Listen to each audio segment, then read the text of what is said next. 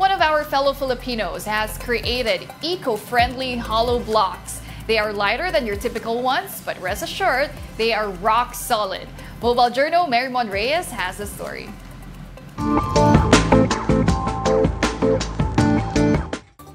Mahalagang dekalidad ang hollow blocks, pagpapatayo ng tirahan o gusali. Pero ang pag-produce nito ay may naidudulot na negative impact kay inang kalikasan. Kaya naman ang isang Pinay, gumawa ng eco-friendly na bersyon nito.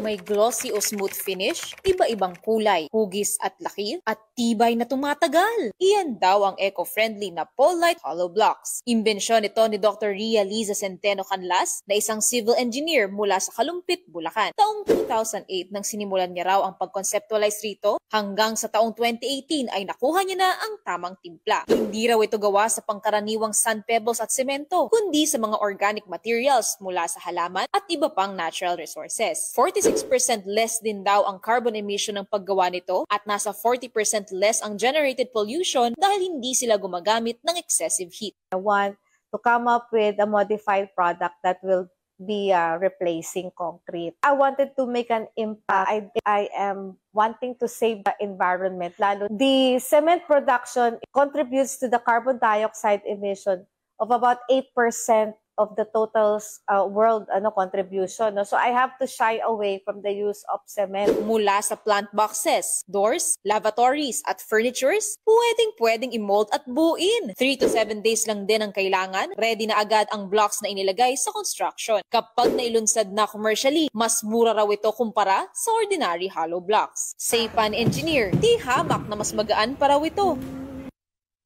Okay. Mas magaan nga po siya compared sa usual hollow blocks. Para siyang puzzle pieces. Correct. Okay. Very convenient po siya, especially yung mga may gustong mag-DIY sa mga bahay nila, sa garden nila. Okay, so smooth siya.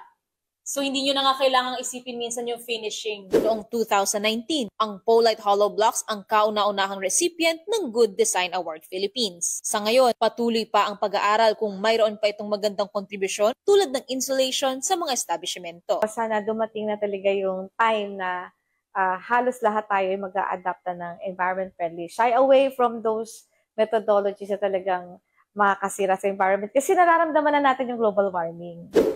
Hindi raw dapat kinakalimutan ang environmental impact ng lahat ng ginagawa natin. Kaya kahit pa sa mga maliliit na bagay tulad ng hollow blocks, dapat daw ay maging sustainable na ang options natin.